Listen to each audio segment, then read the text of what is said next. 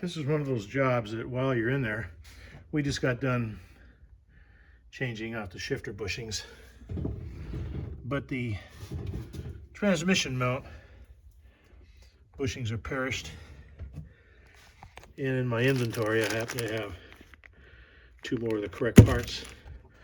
So you get the car basically raised up. I had to first put the car on these 2x8s to get the clearance to go up and put the floor jack underneath there. Then I went ahead and put a little block and just took a few pounds pressure off and jacked it up a little bit, hopefully to support the back of the transmission as I now go about replacing those 2 rear mounts.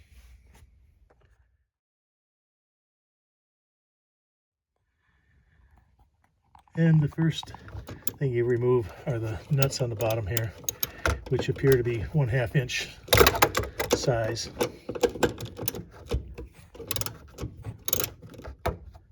I take a couple of extra pumps with the floor jack, but basically you want to lift it up, and now that this is relatively free, this should just unscrew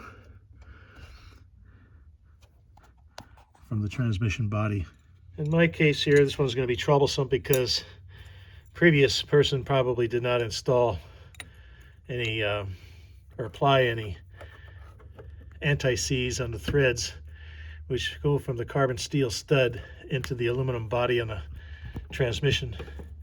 But as you can see, if I try to, this part is all compromised anyway. So if I try to turn this, it's not coming. And what's behind on the backside here is another solid piece of metal here, like this big fender washer. And that is also, this piece of metal is independent of this one, and they're bonded together with the rubber. It's a rubber to metal bond.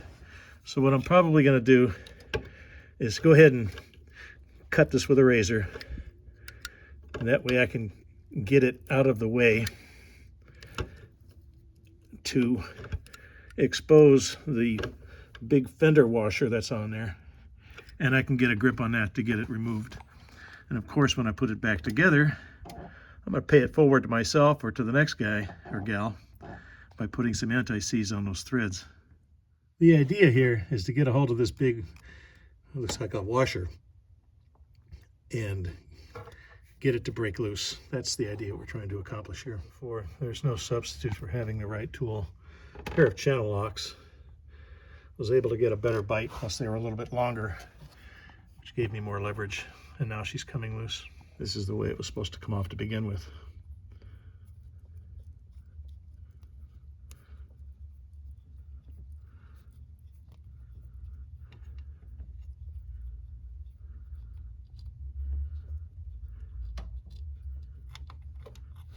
So there's one piece, the other piece is there.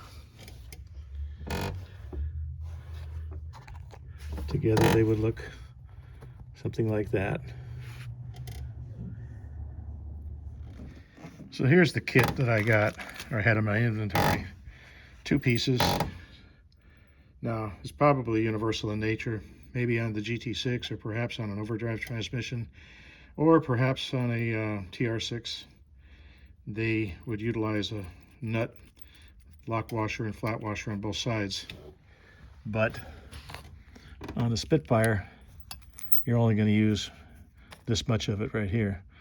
And you want to confirm, which I've already done, that this thread matches the thread on the piece that came out, because then it tells you that this stud will be able to thread directly into the transmission tail shaft housing there. I mentioned earlier, be sure to put some anti-seize on these threads. Well, so much for that bright idea. I thought I could cheat the system by getting this up far enough, but the bottom line is I can get it that much, but I can't get it down the length of the threads as well, so I can get it started to go in. So it looks like this plate is going to have to come off. There's a bolt here and a bolt here, one on the opposite side. Going to be a bit of a pain in the neck, but that's the way it's got to be done. Naturally, the nut that's on the opposite side is not welded to anything, so I'm going to have to get a wrench and go underneath and hold the nut and do that 4 times on each side. But at least on this car, it's much more accessible than it was on the TR6 that I did recently. Okay, we've got all 4 fasteners removed from the bottom bracket, and now this is somewhat loose, so we're going to have to do the same thing here. Hopefully we can learn from the last one and just take the channel locks and grab it right here on the top of the metal, spin this out, and hopefully this will then give us enough room both directions to install the mounts.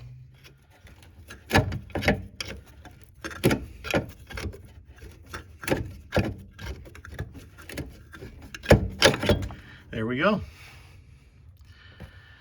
Now, as they say, the installation is the reverse of the disassembly. So I've got to start by sliding the bracket out of the way and then installing the rear mount like so. And it should go in until it seats, but it looks like it's already bottoming out, and I don't know if that's, yeah, okay. Well, no, it looks like it should go another 1/8 or so of an inch. Let me check and make sure both sides are the same size, same length. And I did confirm that the length on these is in fact the same on both sides.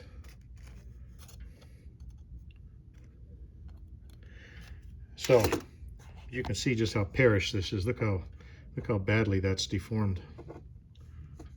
Well, it's good that we're changing it now. We had to raise the transmission up just a little bit higher, but then I was able to get the bracket in place.